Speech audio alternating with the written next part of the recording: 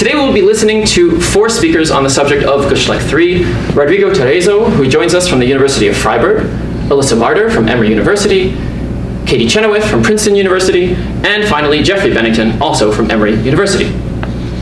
I should have mentioned above that, while this symposium required many different pieces in order to come together, perhaps none was so essential as that supplied by Rodrigo Therezo. Our first speaker, who discovered the text of Geschlecht III at the IMEC archive a number of years ago. Rodrigo Therezo is a doctoral candidate in philosophy at the Albert Ludwigs Universität in Freiburg, Germany. He holds a PhD in comparative literature from Emory University and is one of the co-editors of Geschlecht III and co-translators of the text into English, as well as the author of the volume's indispensable preface. Rodrigo specializes in the relationship between Martin Heidegger and Jacques Derrida, and has published essays in Epoche, Philosophy Today, the Oxford Literary Review, and Research in Phenomenology. Rodrigo has translated works from both French and German into English, and he is a member of the French editorial team for the seminars of Jacques Derrida. He is presently co-editing, along with Peter Sendi and Laura Odello, Derrida's Given Time, Volume 2, as well as Derrida's Perjury and Pardon, Volume 2, along with Ginette Michaud and Nicolas Cotty. Rodrigo is currently completing his second dissertation titled The Legibility of Being, the Concept of Reading in Heidegger's Thought. He is also preparing a book manuscript that aims to serve as a reader's guide to Derrida's Geschlecht series, and he is, without doubt, the foremost expert on Geschlecht III, the text that brings us all here together today. Rodrigo's paper is entitled On Heidegger's National-Humanism. So please join me in welcoming him.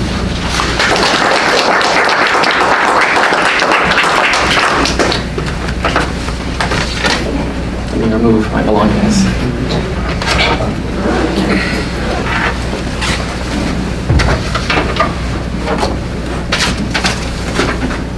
Well, pardon me.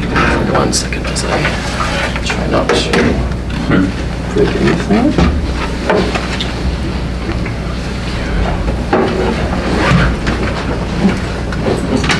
Good. That's good.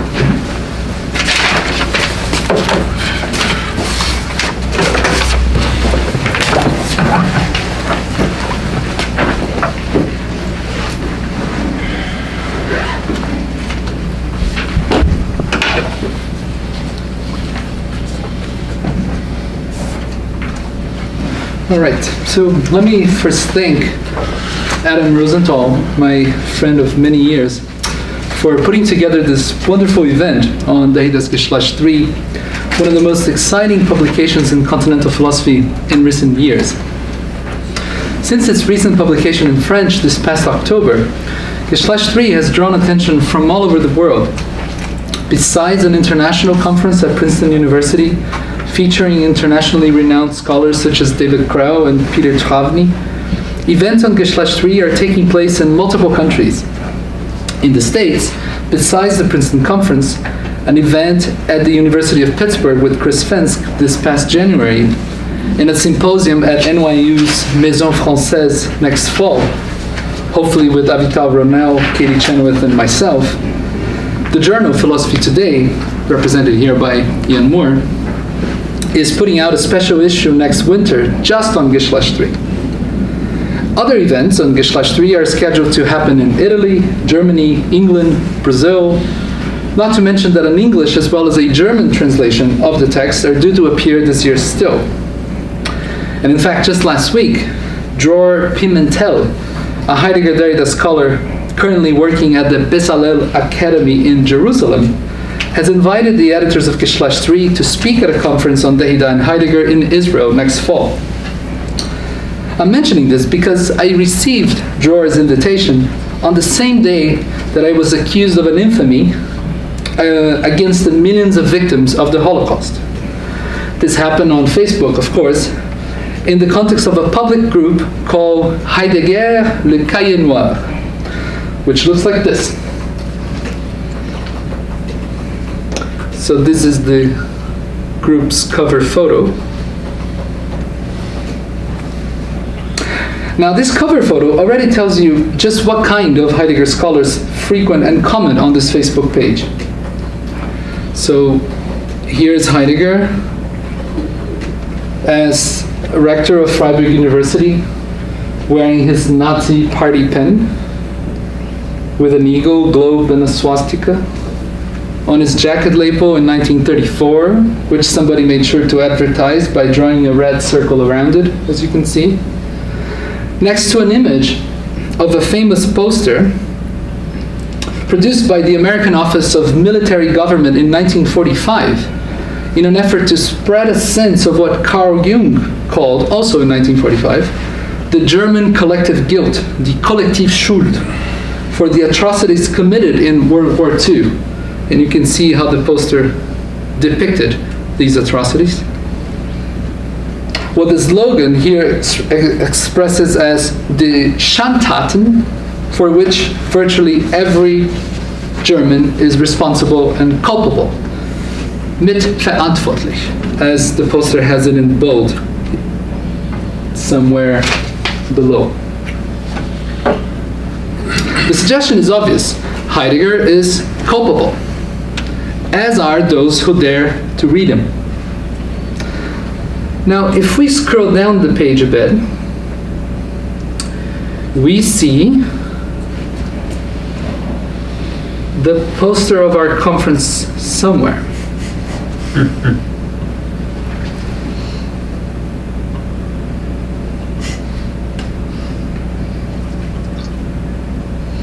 This just happened last week, so there's not that much to scroll.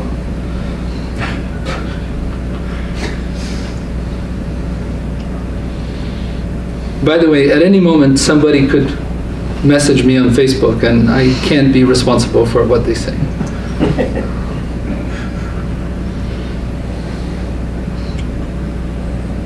Oh, here we go.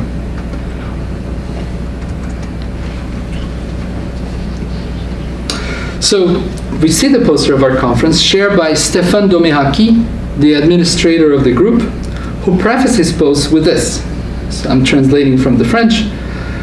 I'm learning as I go, I admit, about the existence of the concept of National-Humanism. But for sure, it would have pleased Lacoux. It didn't take long for people to start commenting. If I can show you the comments.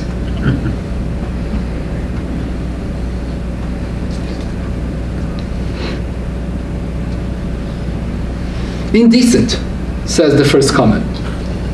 This expression is an infamy. Cette expression est une infamie, said Emmanuel Faye in the second comment, at which point I could not resist. So if you open up, but why an infamy? And on whose part? I asked, knowing I was about to stir up some trouble. After a few offenses thrown my way, you can see the étudiant à Fribourg first comment there. I did manage to get a somewhat articulate response by Livia Profetti, which helps clarify why the expression National Humanism seems so repugnant to some. Une infamie, as Faye says. Incidentally, infamie would be a good translation into French of that German word Schandtat, the horrendous atrocities with which Heidegger and readers of Heidegger, including the participants of this conference, would then be complicit. So here's what Profetti wrote in a post that Faye immediately liked, as you can see. Rodrigo Bueno Therezo, I agree with Monsieur Faye. The way I see it, the expression National Humanism is an infamy because Heidegger's name is historically and theoretically tied to National Socialism, this movement of extermination that had nothing to do with any form of humanism. However, on the one hand, the title of the conference utters a blatant lie by characterizing Heideggerian doctrine as a humanism, even though it is well known that Heidegger rejected the name humanism for his ontology. And, on the other hand, this title insidiously suggests, by means of its assonance, that National Socialism itself was a humanism. Seen as the question concerns millions of deaths These two lies are repugnant. Let me try to offer a response to Profeti's indignation. In a way, this may help situate Geschlecht III within Heidegger scholarship, particularly as concerns Heidegger's politics. As we shall see, Derrida is very far from the work of those seeking to ban Heidegger from philosophy altogether. Let me also say that in the context of the recent publication of the Black Notebooks, Geschlecht III considerably enriches the discussion to the point of upending its premises. As we already began to see some signs of, a sinister irony haunts Heidegger's accusers, who seem to go apoplectic. And if you want signs of this phenomenon,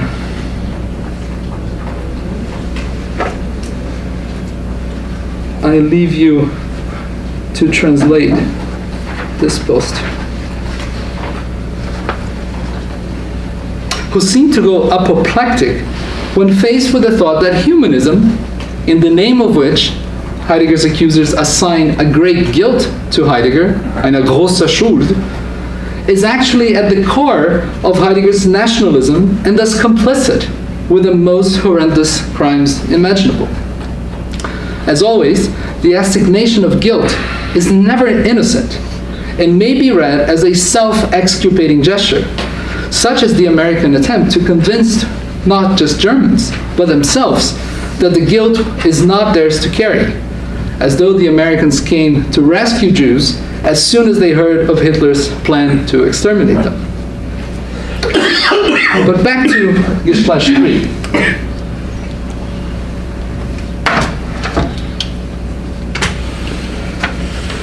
Just by its title alone,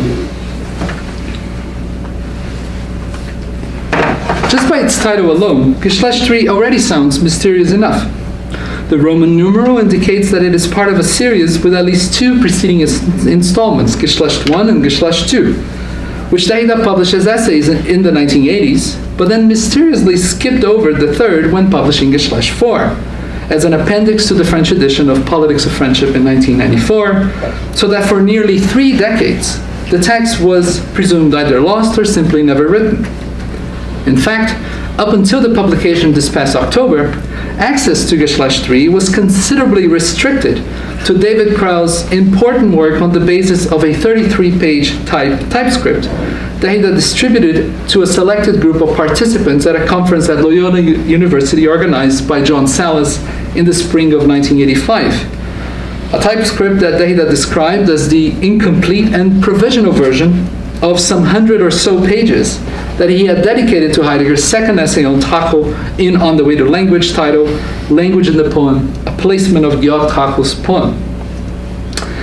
Even though Derrida chose not to read aloud the typescript at the Loyola conference, where he read Geschlecht II instead, he did refer to the typescript as the part of his lecture he did not give, but which, quote, should have been titled Geschlecht III, end quote, given David Krau license to think of the Loyola typescript as the whole of Geschlecht III, thinking that those, quote, 100 or so pages, le quelques so pages, were nowhere to be found in the Derrida archive. Now, because the Loyola typescript was never published, for over a decade, scholars interested in the Loyola types in Geschlecht III had to be content with Krau's often inaccurate exegesis of Derrida's argument in the Loyola typescript. And we are now really fortunate, I think, to be able to bypass Krau and read Geschlecht III for ourselves. And I mean the entire text, which goes over 140 pages in the French edition, as opposed to the meager 33 pages that a few lucky ones have jealously guarded ever since the Loyola conference in 1985. Now for the text. As I mentioned, it is part of a series that he dedicated to the question of Geschlecht in Heidegger. So let me first say a word about this word, Geschlecht, and why it may have attracted Derrida's attention. Geschlecht is a remarkably polysemic German word, meaning, among other things, sex, species, type, genus, family, tribe, clan, race, generation, people. Meanings that radiate towards semantic valences so diverse that, as Derrida argues, quote, one will not so easily break through this mark to the thing itself. if we were speaking Saussurean language, we would say one will not leave the signifier behind to have access to the signified, to the Geschlecht beyond the mark Geschlecht, as it were. All the more so, given that, in itself, this word remarks the mark in what ties it to the Schlag, the blow, strike, or imprint of every Geschlecht, as Heidegger recalls in his essay on Trakel. Sex, race, family, stock, branch, generation, lineage, species, type, people, nation, humanity. These meanings make Geschlecht rather conducive and appealing to Derrida's thought, which strives to speak of that which Heidegger would, to all appearances, have had trouble addressing, namely the political and sexual themes that Heidegger no doubt considered too ontic and derivative to merit discussion or thought, and which, in any event, he tends to pass over in silence. Geschlecht would be the exception to this rule in Heidegger, and we may understand why Derrida, the thinker of writing, the thinker of the mark, the thinker of sexual difference and the democracy to come, why Derrida found himself, quote, magnetized, émonté, by this political sexual dimension of Geschlecht. Let me try now to discern more precisely what this magnetization might have entailed. It is itself polarized around the two poles of the political sexual axis that I have just named. So for the sake of time, if you'll allow me, I'm going to repress the sexual side of Geschlecht today and focus explicitly on the political pole, which takes us back to the 1984-85 seminar from which Geschlecht III is drawn. This was the first seminar Derrida gave at the ESUSS, where he had recently been named Directeur d'études. This seminar will be the first in a series of 4 seminars given under the general title Philosophical Nationality and Nationalism from 1984 to 1988. Even if Geschlecht III fits more closely within Derrida's tetralogy on Heidegger and Geschlecht, it is perhaps not unhelpful to reconstitute the thematic context of the seminar that forms the never saturated, let it be said, horizon of Geschlecht III. This is all the more worthwhile given that Geschlecht II is also drawn from the same seminar, the limit between the two texts indicated in the seminar by way of a marginal note in Derrida's hands to, quote, stop here, arrêter ici. That is, no doubt, stop the transcription of the seminar version of Geschlecht II into the version he gave as a lecture at Loyola, and which would later be published in Psyché without major revisions. So at the very beginning of Geschlecht II, which comes from the seminar, Derrida alludes to the invisible context of this text and by extension of Geschlecht III. This is Derrida. For lack of time, I can reconstitute neither the introductory article titled Geschlecht I, it discusses the motif of sexual difference in a lecture course more or less contemporary with Sein und Zeit, nor all the developments that form, in my seminar on philosophical nationality and nationalism, the contextual landscape of these reflections I will present to you today. Nevertheless, I will try to make the presentation of these few reflections, which are still preliminary, as intelligible and independent of all these invisible contexts as possible. Before delving into his long meditation on Heidegger and Geschlecht, Derrida attempts to situate his reading of Heidegger within the thematic of his seminar, which deals with the essentially philosophical status of every nationalism and, conversely, the philosophical tendency that consists in supporting nationalism even, or especially, when a philosopher gives every appearance of being cosmopolitan, a tendency that can be quite extreme, going so far as to denounce one form of vulgar biological racial nationalism while surreptitiously affirming another form of nationalism.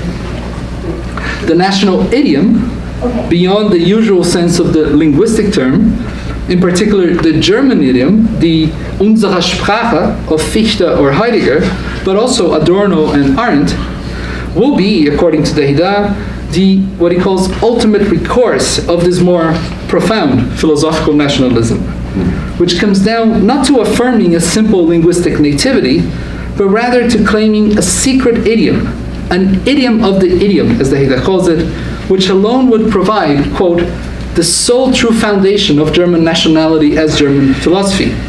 a philosophical nationality that claims to be the only philosophy through which the universal of humanity is said and thought in German.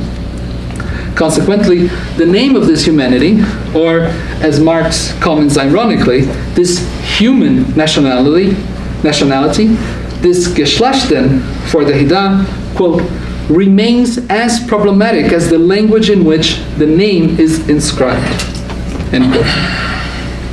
In the seminar, Derrida begins to advance this hypothesis through a reading of Fichte. And what I'd like to do here today is first to lay out Derrida's reading for you, and then second, see if we can transition into what I call, borrowing this term from Derrida, Heidegger's National-Humanism.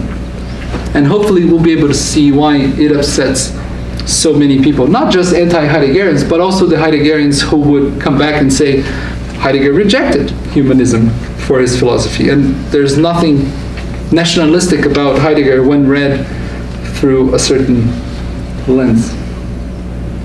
As we'll see, one of Derrida's most insightful and provocative suggestions in Geschlecht III is that Fichte and Heidegger operate on the same terms vis-a-vis a troubling national humanism, that both their purportedly anti-nationalistic, and in Heidegger's case, anti-humanist discourses underhandedly uphold.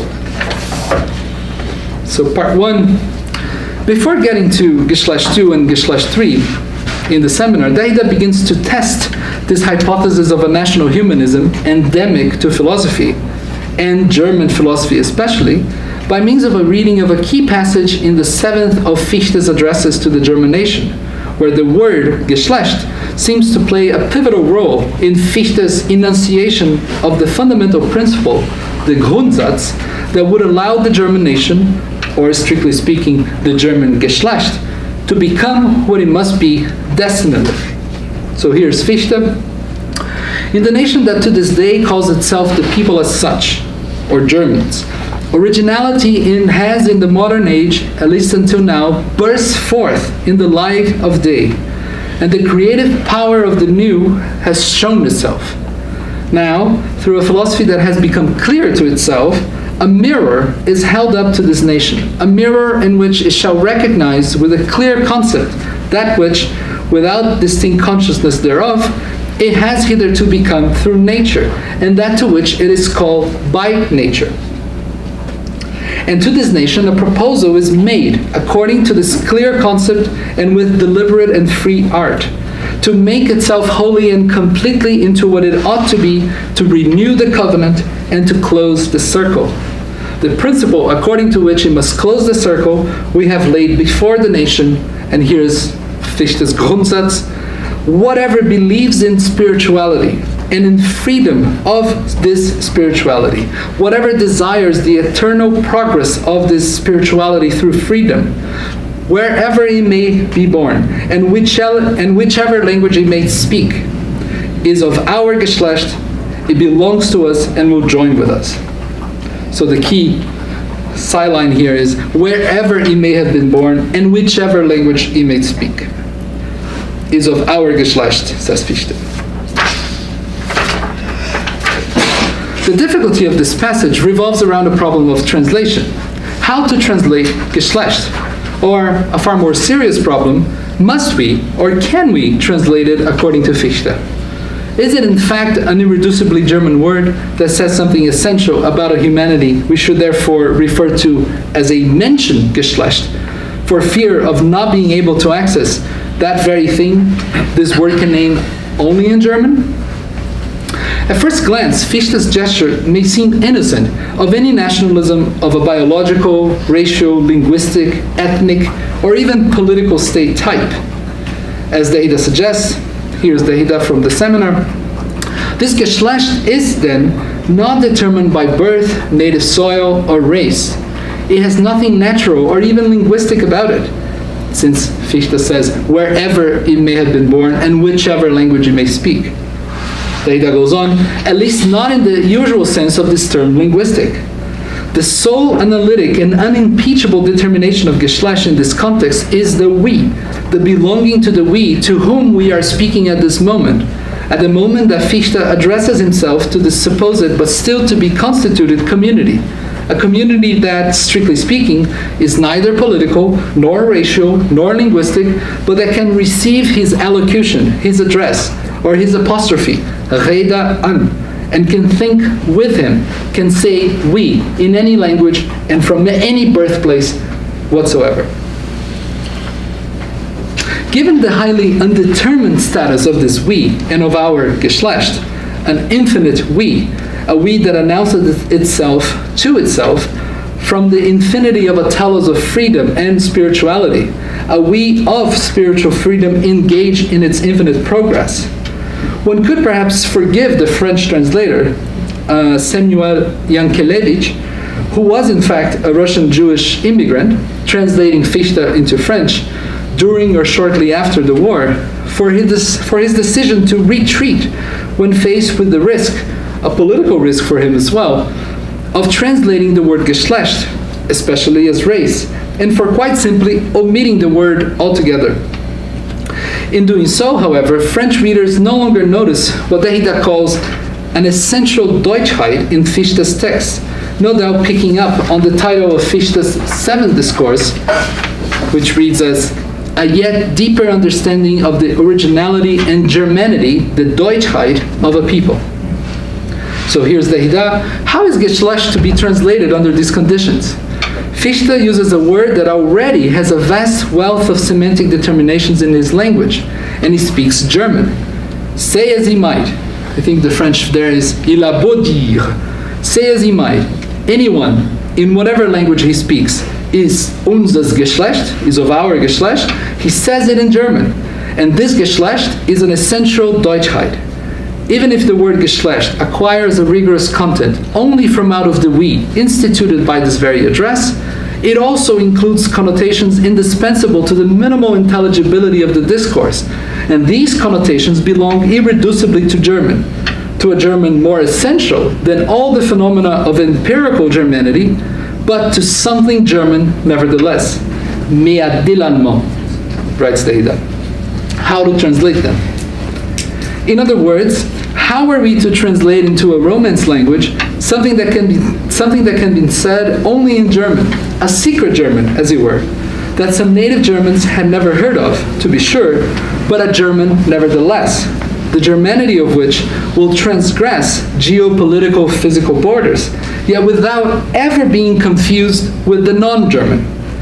This is where Fichte's apparently inclusive and hospitable gesture joins up with an imperialist, as Derrida says, annexionist and expansionist tendency, as Derrida reminds us.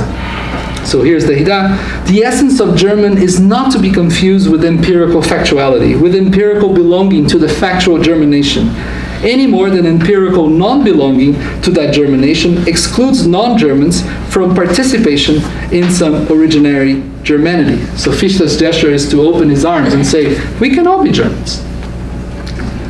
Come be German with us. Whence, Derrida goes on, this paradoxical consequence, which one can consider either as an expansion of generosity, isn't Fichte nice, or as the imperialist expansionism of a people sure of itself and dominant. Whoever shares in this originary philosophy, a philosophy of originarity, of life, of creative freedom, is German, even if they apparently belong to another people. End quote. Conversely, whoever refuses to believe and to want, following Fichte's Grundsatz, spiritual freedom to be infinitely perfected, does not merely have a difference of opinion. That person is radically excluded from a Germanity that will be conflated with the creative force of the new and the originary life of German philosophy, which, in turn, is not merely one philosophy among others, but the best and most living philosophy, which must be protected and purified from harmful internal forces. Here's how Fichte follows the articulation of his fundamental principle. Those who believe in stagnation, retrogression, and circularity, and even set a dead nature at the helm of world government, wherever they were born, and whichever language they speak, so Fichte repeats that, wherever they were born, and whichever language they speak, are non-Germans. They are undeutsch and strangers to us. And it is to be wished that the sooner they completely cut themselves off, the better. Cut themselves off, Fichte says. Abgeschnitten. What this philosophy that rightly calls itself German philosophy actually wants, and wherein it is opposed with earnestness and unrelenting rigor to every foreign philosophy with a belief in death, is finally given voice, and he that has ears to hear, let him hear. And it is given voice not so that those who are dead shall understand it, which is impossible, but so that it shall become more difficult for them to distort its words. Die Worte verdrehen. End quote. This would then be the ultimate recourse of Fichtean nationalism. What is German must be guarded and immunized against any and all contamination, especially if it comes from the inside by way of false Germans who do not speak true German and who must therefore be gotten rid of as quickly as possible for fear that these dead or ghostly foreigners corrupt the language. Fichte says, so that it shall be more difficult for them to distort its words. We find the same argument in the fourth of Fichte's addresses, where the introduction of the foreign language into German, especially words of a Roman origin, risk, quote, clearly downgrading their moral way of thinking. Ihre sittliche Denkart offenbare Unterstimmen. The first word Fichte cites in the context is the word Humanität, which for a German, says Fichte, remains a completely empty noise due to its Romano-Latin origin. But, says Fichte, if instead of the word Humanität we have said Menschlichkeit, but also Menschheit or Menschengeschlecht to a German, he would have understood us without any further historical explanation. For Fichte, this is because the German word Menschlichkeit remains a sensuous concept, what he calls a sinnlicher Begriff, immediately linked to a concrete intuition, animated in fact by the spiritual breath of the German language, quote, which is born out of the common and uninterrupted life of a people whose intuitions that language continues to espouse. Whereas Humanitatis was already, in a dead language, says Fichte, cut off, again, from its living roots, an abstract, lifeless, and ghostly symbol, Sinnbild, of a supersensuous Roman and foreign idea which can cunningly invade German in such an artificial way that it denatures its essential Deutschheit and its Geschlecht. Once again, the return of the phantom, or the ghost, and the nefariously ghostly evil that works on the idiom and every nationalism. So starting from this reading of Fichte, Derrida identifies what he calls the, quote, paradoxical but regular association of nationalism with cosmopolitanism and with humanism, which would have driven these Heideggerians or anti-Heideggerians apoplectic, as we saw. Far from being an empirical particularity, nationalism would consist in electing one nation that claims to represent or incarnate, better than any other, and most especially through its idiom, the essence of humanity in an exemplary way, to the point of expanding and essentializing this nationality to humanity itself, such that access to humanity remains the exclusive privilege of this nationality and its idiom, which therefore claim to be essentially cosmopolitical universal and, quote, philosophical by that very fact. So here's Derrida. This concerns the structure of national consciousness, feeling and demand, which means that a nation posits itself not only as a bearer of a philosophy, but of an exemplary philosophy, i.e., one that is both particular and potentially universal, and which is philosophical by that very fact. Fichte's famous addresses to the German nation wants to be both nationalistic, patriotic, and cosmopolitan, universalistic. It essentializes Germanity to the point of making it an entity bearing the universal and the philosophical as such. This means that, despite its innocent appearance, Fichtean nationalism remains at the very least equivocal with respect to a reappropriation into a Nazi heritage. As Derrida reminds us, quote, "It is in the name of a philosophy of life, even if it is spiritual life, that it sets itself apart from naturalizing biologism," end quote. For Derrida, the Fichtean maneuver of neutralizing Germany's geopolitical physical borders, outside of which one may in fact be more German than the German inside, this extended and in principle unlimited Germanity is of a piece with Fichte's imperialistic and nationalistic gesture, according to which he, quote, "essentializes Germanity to the point of making it an entity bearing the universal and the philosophical as such." If this now universal and unlimited Germanity is able to transgress its geopolitical limits, he now has a philosophical license to do so and encroach upon its neighbors under the pretext that they too are Germans and thus just like us. This extension and expansion of Germanity for Fichte does not at all amount to an abstract universality that would empty out Germanity and rob it of its concrete content, of its, quote, certain something German, de l'allemand, as Derrida puts it. As we saw, Fichte may well universalize and essentialize Germanity, generously offering and opening it to us all, but not without first trying to save Germanity, trying to save Germans, and above all, German, from mixing and mingling with the non-German. For Fichte, the universal is concretely, irreducibly, and exclusively German. The human is concretely, irreducibly, and exclusively German, and vice versa. So let me now quickly transition into Heidegger and see how Heidegger and Fichte operate on the same terms, as Derrida argues. Before turning to Geschlecht III, let us dwell a little longer on the seminar in order to see how Heidegger and Fichte are claimed by Derrida to operate by the same terms vis-à-vis a troubling national humanism that both their purportedly anti-nationalistic and, in Heidegger's case, anti-humanist discourses underhandedly uphold.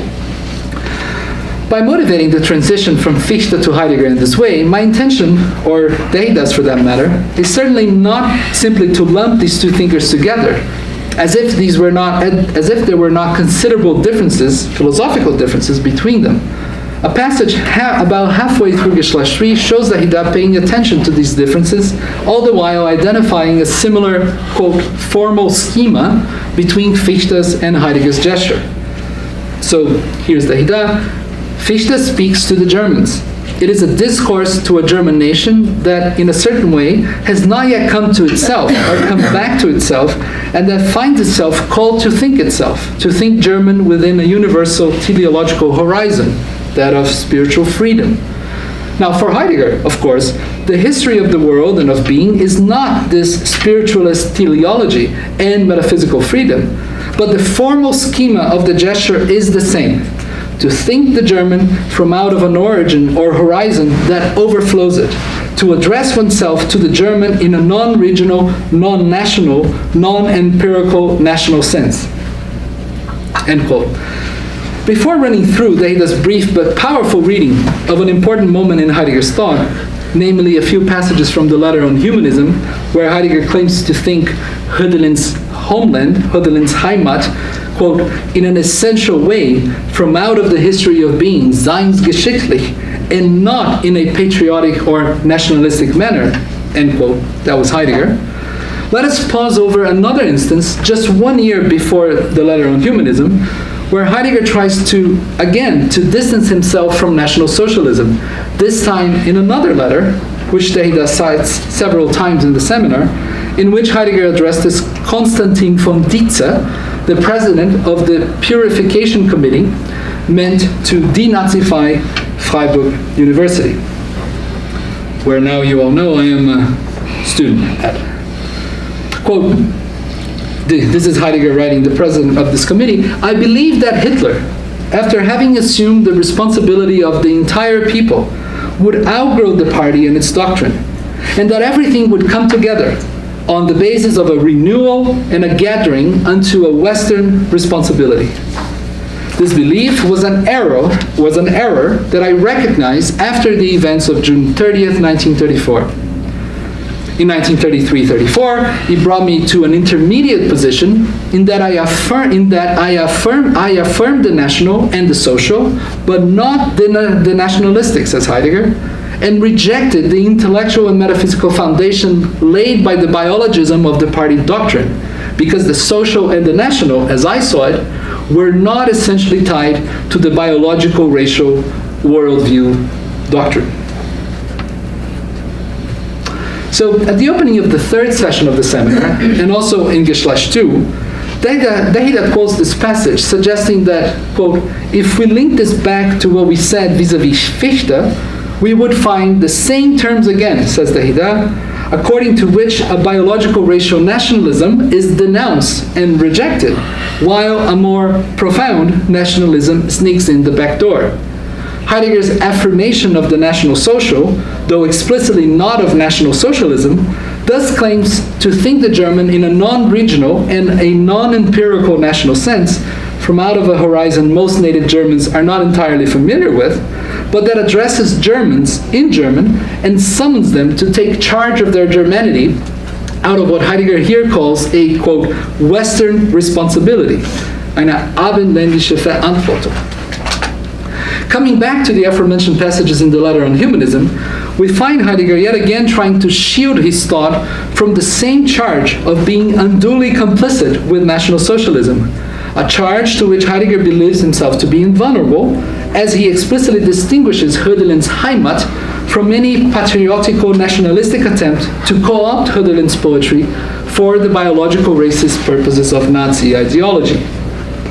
After emphasizing that being bestows itself, gewährt, upon men so as to grant them a proximity to being, appropriately captured by the terminological term Dasein, Heidegger links this nearness of being, its there-ness, to the possibility of a dwelling that, quote, explicitly experiences and takes up being as a neighbor, a Nachbar, in the vicinity of what Heidegger, citing Hölderlin, calls homeland. So here's Heidegger from the Letter of Humanism. The clearing of being bestows a nearness to being. In this nearness, in the clearing of the there, the human being dwells as the existing one, without yet being able today to experience and take up this dwelling explicitly. In the lecture on Hölderlin's elegy, Homecoming, in 1943, this nearness of being, which the Da of Dasein is, from out of the experience of the oblivion of being, is called the homeland. This word Heimat, is thought here in an essential sense, not patriotically or nationalistically, but in terms of the history of being.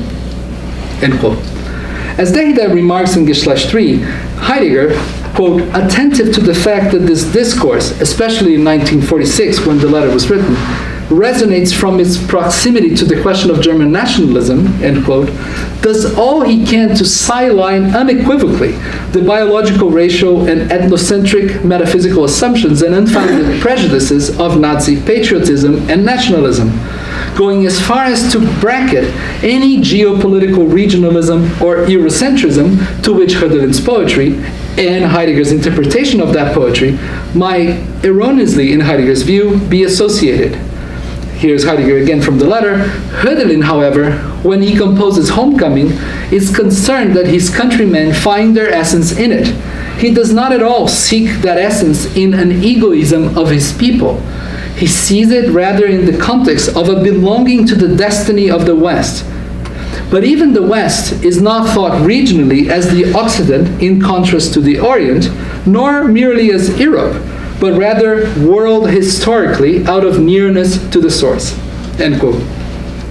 So it is as though Heidegger is piling up as many pieces of evidence as he can to exculpate and extricate his thought from any imaginable complicity and solidarity with the biological racial worldview doctrine of the Nazi Party, whose technicist ideology Heidegger is not shy to indict publicly time and again, especially in the context of the Nietzsche and Hölderlin lectures during the 1930s, sometimes even calling Rosenberg out by name or pointing to the danger of transforming the university into a highly lucrative and professional enterprise, catering to techno-scientific needs according to the worst kind of utilitarianism.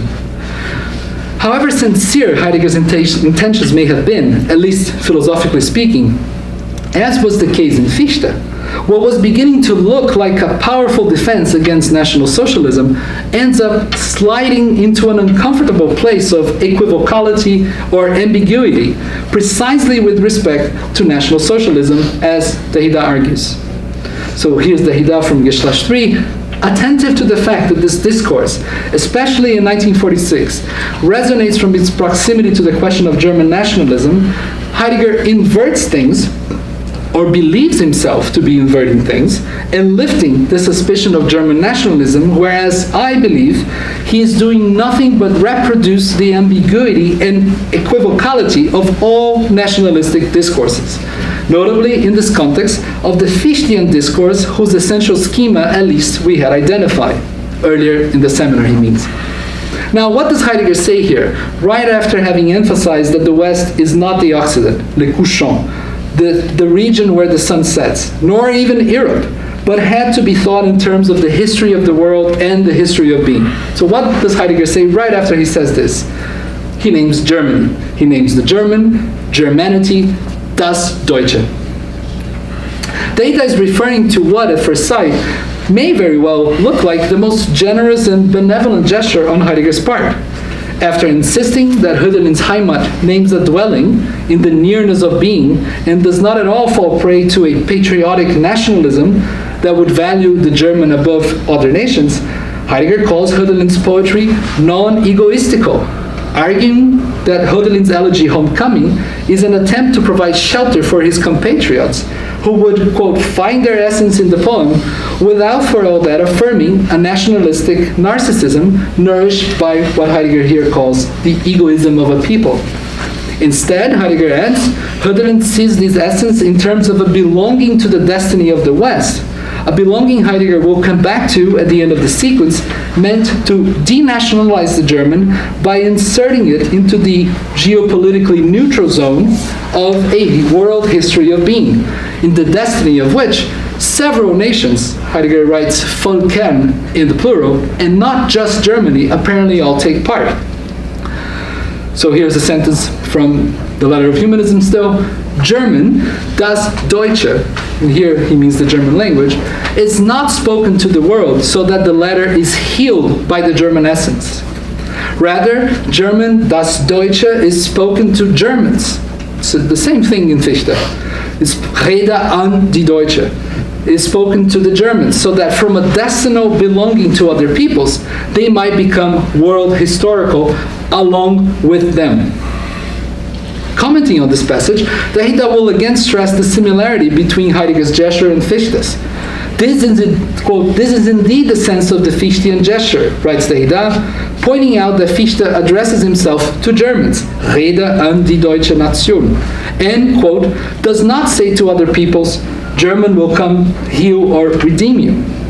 It then seems as though no special status of exemplarity or leadership were being accorded to Germans, Germanity, or Germany, and that Heidegger's non-egoistical vision of Germany would thus be one way of thinking the future and destiny of Europe by promoting, or even requiring, an amicable exchange between Germany and other nations in an environment of friendship and hospitality, in what one could read as Heidegger's radical affirmation of a philosophical cosmopolitanism or even internationalism.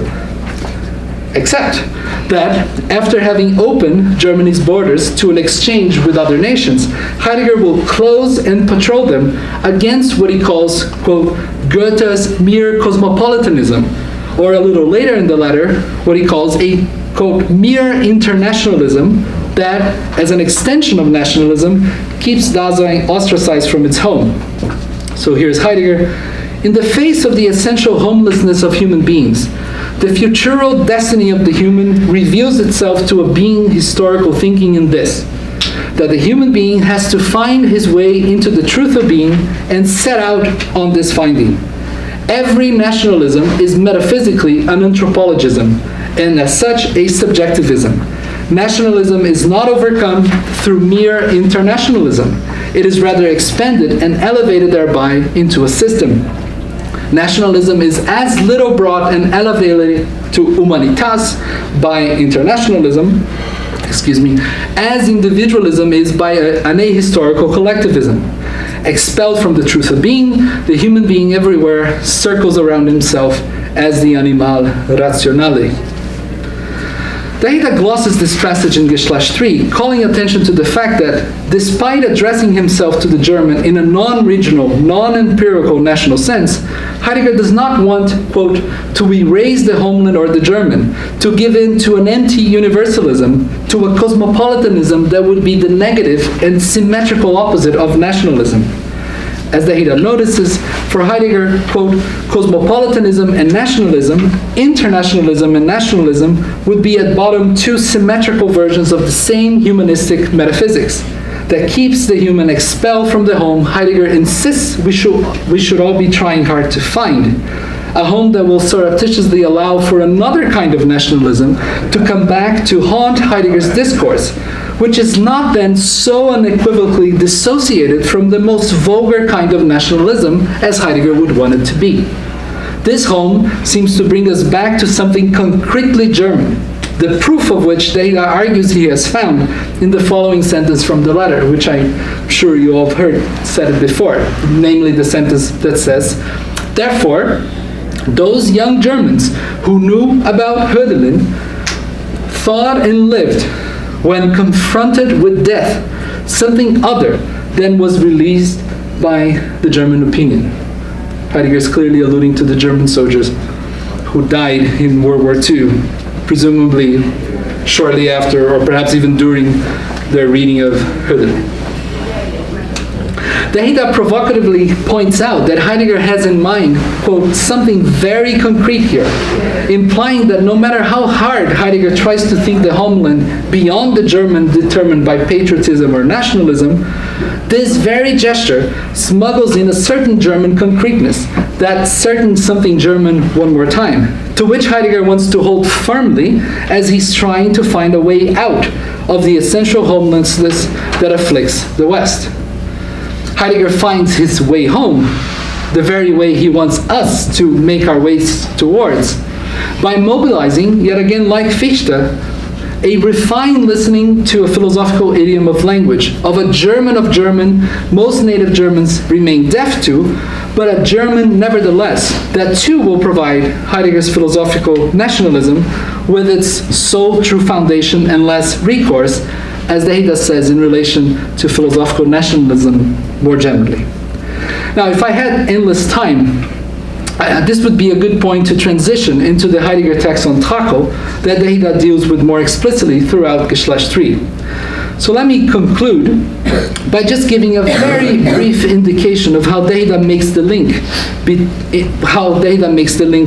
this link in Geschlecht III between Fichte, the aforementioned passages from the letter on humanism, and Heidegger's Trakel essay, in the subtitle of which, Language in the Poem, a placement of Georg Trakel's poem, Derrida will find Heidegger problematically displacing the ordinary sense of the German word Unterhaltung, discussion, debate, etc., into a more literal meaning of placement or situation on the basis of the Ort, the site, place of Unterhaltung, a meaning absent from current usage, but that, from the first lines of the text, begins to delineate the concrete place Heidegger is looking for, in which a new dwelling in language will become possible by means of what is idiomatically and untranslatably said in one language alone.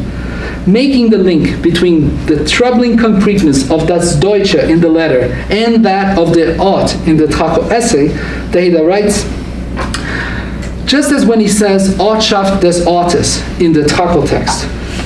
That word Ortschaft, by the way, could be well translated into French as village,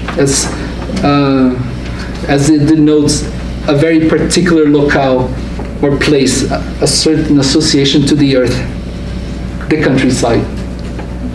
Heidegger is not thinking, just as when he says Ortschaft des Ortes in the Trachel text, Heidegger is not thinking abstractly about the locality of the place, the essence of the place, but something concrete. The word Ortschaft in ordinary language also means landscape, country, pays, village, the locality in the sense in which in French we say this or that locality to say a given precise place in a concrete country and not simply the essence of place. So just as when Heidegger says Ortschaft des Ortes in the Trachel text, in the letter of humanism, says Derrida, he similarly here too, when he says German, das Deutsche, he means nevertheless something very concrete. Derrida spends quite a lot of time in Geschlecht III rehearsing Heidegger's argument in his brief 3-page introduction, where everything seems already decided for Derrida, to the aforementioned Trachel essay in Unterwegs zur Sprache, On the Way to Language, a title well suited to Derrida to gather the essential of what is said in this text on Trachel, given that, as he goes on to say, this is Derrida, it is also towards the Sprache and the right strike, la juste frappe, of language or speech in their very essence that everything proceeds. Derrida also has in mind here, no doubt, Heidegger's explicitly stated reason as to why the dialogue, the Zwiesprache between thinking and poetizing is, quote, necessary at times. Here's Heidegger from the Trachel essay. The conversation, the Gespräch of thinking with poetizing is concerned to call forth the essence of language, das Wesen der Sprache hervorzurufen, so that mortals learn again how to dwell in language.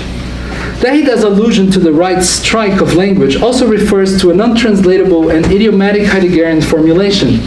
In German, es mit etwas den rechten Schlag haben or den rechten Schlag zu finden, for something to have the right strike, for something to find the right stroke. Idiomatically, in a periphasic translation, is when everything clicks.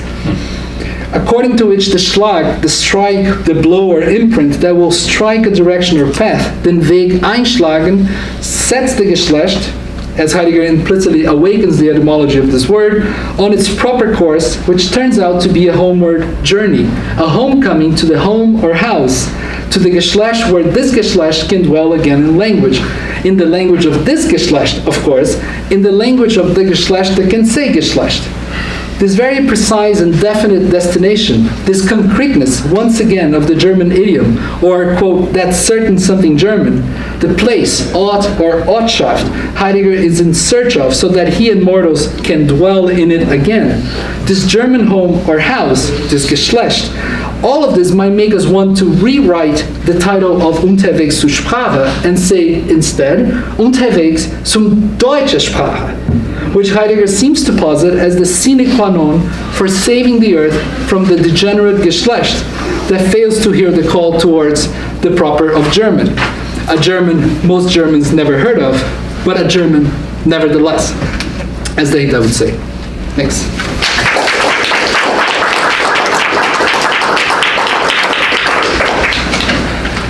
Thank you, Rodrigo. We have time for some questions, so please. Okay, thank you so much, Rodrigo. I have one comment and one question. You're pointing out the logic between Fichte and Heidegger, how they're both operating, really helped me understand why around 1933, 1934, people started writing reviews of Heidegger, praising Heidegger for speaking German, by which they meant not using Latinate terminology. And right, so if you trace, actually starting in being in time, we see a lot of Latinate terminology in a positive sense, and then that sort of slowly fades, right, as he gets in the Third Reich. And so there's one review of his work that says, Man spricht Deutsch im Dritten Reich. So one speaks German in the Third Reich. So I feel like that was very helpful for me. My question pertains to, I guess you could call it the difference between directionality and linguisticality. And I'm wondering about the emphasis on a certain kind of direction, a sort of spatial kind of movement. So Sinn as Sinan, right, or as you're pointing out, striking the right path. And I'm wondering whether directionality might not actually have more priority than language, or that we hear language in a certain way because we already have a kind of concrete spatial direction in view. In other words, we hear fremd as from, right? Because we don't hear it as foreign too, because there's already a certain spatial sense. So I guess I'm just wondering if you could bring out a little bit more how you see the relationship between direction and language. Fichte says, let's close the circle, right? And then he says, like, okay, hear words in certain ways. Let's not talk about humanität. Right. So I'm just wondering about the relationship between those two things. Thanks, Ian. Well, I think the promise of directionality is one that for Heidegger has to be made in German. So, as you were pointing out, the word Sinn, which means sense or meaning, that word, right, gives us the sense of direction. To what is it? To travel, to strive towards something very close to what fremd in the end will mean, right? To be on the way. But that direction is assured or even given by a certain appropriation of German. A German that most Germans never heard of, because if you ask a German in the street, was heißt Sinn? They're not going to say, it means to travel. But that's, I think, what I find a bit, and what Derrida seems to have found problematic about Heidegger's gesture, that this direction, which I think taps into Heidegger's reading of Nietzsche and how, after the death of God, man is aimless, without direction, without a path, without a task, as Nietzsche says. This promise of a direction, or even a Sinn, as Heidegger says in Was heißt denken, is one that seems to be given only by German, or by a certain listening to German, as you were saying, hearing. Yes, if we hear it with German ears. So I think I'm going to say that the promise of directionality, at least in Heidegger, is still tied, I think, to this problematic privileging of the German language. But I guess what would you I'm say wondering back? about a possibility of reading it in the reverse, that there's already a certain kind of directionality he has in view, and therefore language has to be heard in a certain. I see that they're kind of interrelated. I see. Yeah, I guess then there would be the second question about directionality. And he seems to, this directionality for him, right, seems to entail homecoming. So we're not just wandering in an errant way. We're not traveling willy-nilly. We're not nomadic. We're not nomads. It seems that this direction is one to which we were always already called, and it's on us to hear the call so that we can be on our way home. So even forgetting that we're being called to the German language, I would also, I think, want to challenge the notion that we must be directed elsewhere. Maybe we're not directed anywhere. Right. Yeah. I don't know, this is a word that has a German proper version, but the notion of destiny, as in self-destination, it explains somehow the very notion of directionality too. How do you see working that idea of the self-destination and destiny in the, Yeah, even so. To go back to Fichte, the word, what the English translation has, when the English translation says this nation to which it was called by nature, the German there is bestimmt.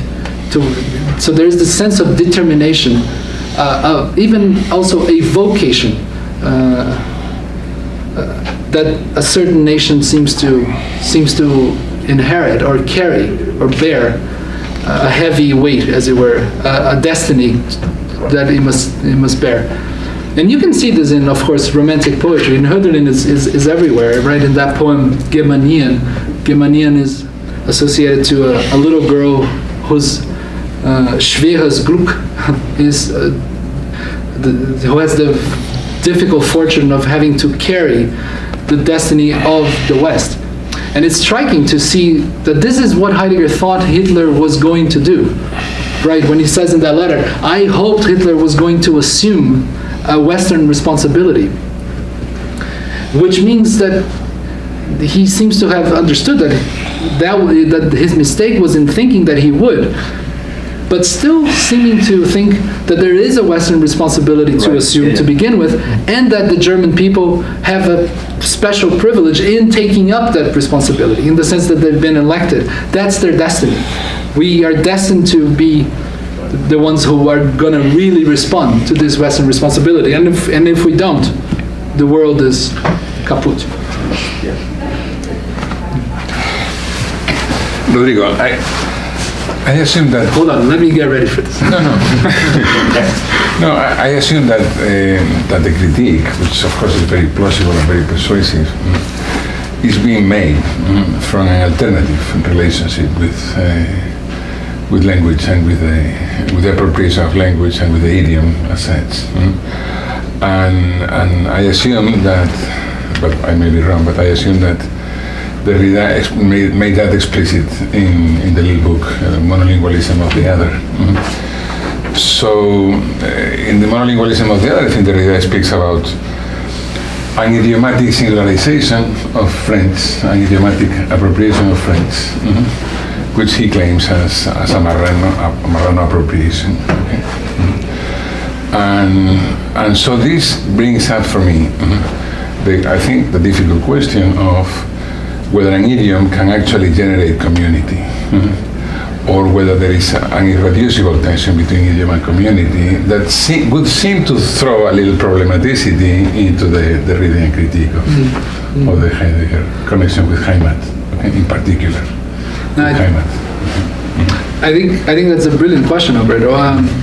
In fact, if you take Geschlecht III out of the context of the seminar, it's a little bit tempting, I think, to say, hang on a minute.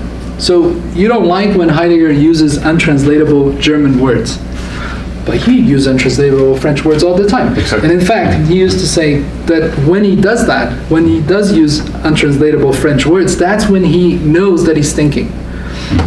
And you might say, aren't you Derrida also being nationalistic? I think he has a very lucid response about this, and he seems to be very aware of how this situation is a difficult one and not at all simple. So in the first session of the seminar, from which Geschlecht III is extracted, he ends that session by precisely asking this question. So, is there a way to fight for the idiom? I think he even says, save the idiom.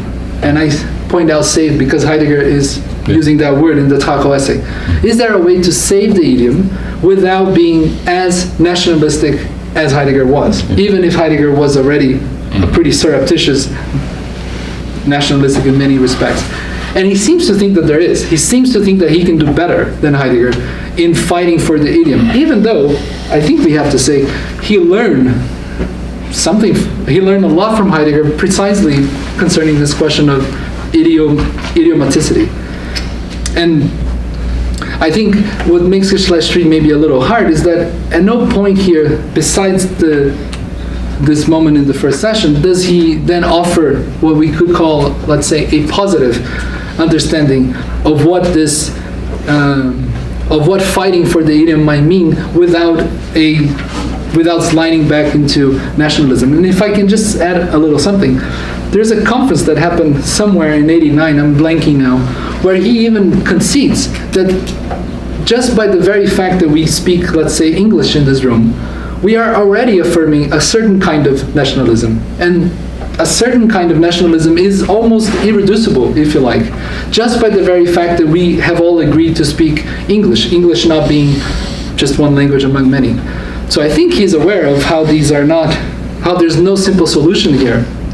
But I think nevertheless he tries to do better than Heidegger by thinking the idiom in a way, in a different way. Like in Derrida, we're not going to be able to say that this French word that can only be said in French, right? We're never going to find him saying that's going to save the Geschlecht from the degenerate Geschlecht. He's not going to say that. But can I mention something that we noticed as translators that we've talked about, just as a sort of a PS to what you just said, is that we noticed that precisely in the moments in Geschlecht III where Derrida finds Heidegger being his most untranslatable or his most idiomatic, Derrida sort of ramps up his own idiomaticity, right? That he responds to Heidegger's idiomaticity and to his untranslatable German by doing the same thing or by performing an idiomaticity of his own in French and in his own text was something that we've talked about. And then there's also that, I think, brilliant moment when Derrida points out that Heidegger is already translating. He calls that un va-et-vient traducteur. And how is he translating? He has to use vulgar German in order to even make sense to German. So the irony there is that he's wanting to mobilize this more refined German, but he has to speak the vulgar German everyone understands. So this translation is already happening in Heidegger, I guess, despite Heidegger. Did you want to talk? I just wanted to say something about that suspicion or that worry about Derrida's own affirmation of the idiomaticity or untranslatability of the French idiom. And it reminded me of an exchange I had with him when he first delivered Man d'Archives, which he semi-accurately reports in a footnote in that text. And there he says that faced with my question, aren't you doing exactly what you're accusing Yerushalmi in this case, I think, of doing by claiming an idiomaticity of the Jewish science and so on. Aren't you doing the same by drawing attention to the untranslatability of the idioms l'un se garde de l'autre in French, which is untranslatable, and l'un se fait violence? And his response there is to say, I would never claim an absolute idiomaticity or untranslatability. It's simply a question of economy. It's an economic formalization of a thought which is perfectly transmissible and restatable in any other language you choose. It's, in a sense, in essence, translatable, even if the formulation in its economy, as he puts it, which he clearly is attached to, is specifically French. And the claim is that by not making this an absolute claim about untranslatability or idiomaticity, as he puts it, the political sense of the gesture is quite different. So he seems to think that there's quite a lot at stake in that difference between saying, you can only say this in German, and here's a nice economic formulation that can only happen in French. But it can seem like a fairly delicate distinction that he's trying to make. Yeah. I mean, I know that footnote in Mal d'Archives, and I was reading it, I think, 2 weeks ago. It's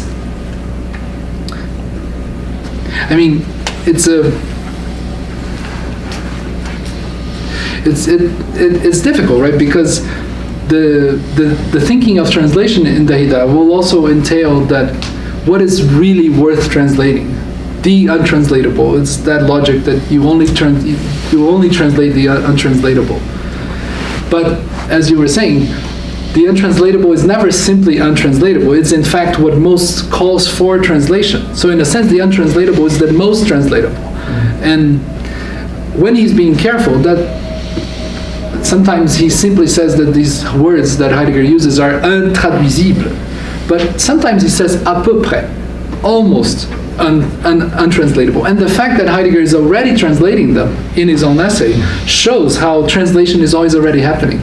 And I think you're quite right. Then translation here, especially in this text, which I think somebody was telling me, I think it was you, Adam, how he points out that translation is l'épreuve même de ce séminaire. So it does have a very political stake here, how translation is very tied to questions that maybe Heidegger could not open up. And of course we could go into what Heidegger thought about translation, and we all know that that's not unproblematic. First a comment, which is my whole paper is about that. So you can see, and it sort of disagrees with Jeff, but it's about how Derrida will introduce the word idiom where Heidegger doesn't use that word. So there's an idiom of Derrida's idiom that he introduces, but I had a different question for Rodrigo, or a comment. 2 comments. First is an observation about hearing, and about if we have ears to hear, and about how we cannot be deaf, and about what needs to be in place for that receptivity to decide what can be heard or what can't be heard, even in all of this. But this goes back to another question, which may be a bit perverse on my part. You know, at the beginning you said you were going to repress the sexual difference in to talk about the nationalism and I guess my question is, even if we stick with German, Menschlichkeit wouldn't necessitate, let's say for Humanität, like the notion of Menschlichkeit wouldn't necessitate a thinking of the relation between sexual difference and race and generation and species the way that Geschlecht does, right? So we could think that if you take humanity, we could go to the Mensch, but once we're in Geschlecht, we can't separate the problem of sexual difference from national difference. I think that's right. And so I'm sort of interested in your paper. How is it possible then, let's say, to even bracket the question of sexual difference as you pursue the problem of national difference? Yeah. And linked to that, the problem of the ear. To me, that they're sort of the same. I mean, there's a relation between those two things. All right, let me unrepress. I mean, I think that's one of the most interesting questions one could ask Derrida himself, because, you know, as you know, Geschlecht, this whole series started with Geschlecht I, the subtitle of which, or is it the title, who knows, is ontological difference, sexual difference. And in the footnote to Geschlecht I, placed right after the title, that's when Derrida announces that he was aimanté, magnetized by by Heidegger's Tracho essay, and that, speaking of directionality, you know, he says there that his reading is already headed towards Geschlecht III, and you could start seeing all sorts of doublings. Oh, so does Derrida have a destiny too? But in Geschlecht I, the question of sexual difference was very prominent. It was the question, right?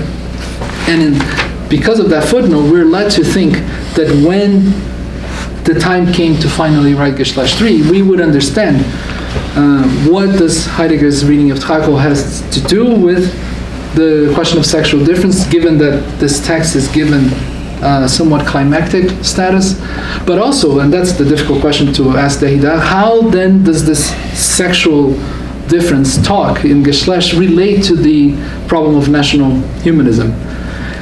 I don't think he answers this question explicitly in the text, but I think that he gestured towards it in a few places. The one that comes to mind now is when he says, this word Geschlecht seems to have a virtue precisely in combining together all these different meanings: race, sex, generation, and family. And we could only speak of just the sexual problem in the degenerate Geschlecht that no longer is able to, let's say, live in harmony. And he finds moments in Heidegger's text where Heidegger is describing the individuation of the Geschlechter in animal terms. You remember how, what is it? There's something, the effréné, the unbridled individuation that leads to this sauvage, this savagery between Geschlechter, the war of the sexes. So I think his suggestion seems to be that for Heidegger, this question of sexual difference, qua sexual difference, could only emerge independently of all the other meanings of Geschlecht if we weren't hearing Geschlecht with, let's say, German ears in a way that combine all these meanings together. I mean, I think Heidegger's hope in the essay is to say, how can we all get along? Not just different Geschlechter in terms of men and women, but also species, everything that Geschlecht designates. And I think the way to link that back to the problem of national humanism is that we can get along if we start hearing German the way I hear German. If we hear Tracho the way I hear Tracho, if we hear Hölderlin the way I hear Hölderlin. That's his solution to the problem of sexual difference, to the war of the sexes. That's why Derrida Contra Krell says that this text on Taco, is a text about sexual difference, where he says, toute autre expérience de la différence sexuelle est promise. Maybe that begins to answer your question. If I may, I think we have a mini comment question from Alberto, and then we'll take about a 10-minute recess. But please. Well, I just wanted to throw another thing on the panel because obviously the problem that we might run into is talking about a good use of the idiom and a bad use of the idiom. Okay, the two strokes all over again. Derrida makes a good use of the idiom, Heidegger makes a bad use of the idiom. And I wanted to say then, to bring up another text, which is part of the Unterwegs zur Sprache book, but a text that we haven't referred to, which is the dialogue with the Japanese. Okay? And Heidegger's absolutely emphatic respect for the Japanese language and the constant interrogation to the Japanese interlocutor about how it is that these things will be said in Japanese and so forth. I think this needs to be taken into account. Of course. For the development. Yeah, in Letter on Humanism, isn't it? He says that the mysterious relationships to the East are just now opening up, and he says that because Hölderlin does refer to the Ost every now and then. Incidentally, Taco was from Austria, which in German is pronounced as Österreich, the dimension of the East. But despite all these East talk, the Abend, the West, the Abendland is so important in the Taco essay that we begin to hear the Abendländische Verantwortlichkeit, the Western responsibility, right? Doesn't seem like it's an Eastern responsibility to save the world. It's a Western responsibility to save the world. And we might do so by, fantasizing about our Japanese experiences, but for Heidegger, it seems pretty That's like the tied to famous the West. comment about Trujillo. Yeah, he's a son of a bitch, but he is our son of a bitch. Yeah. This is the West. Well, our West, our responsibility. Please join me in thanking Rodrigo.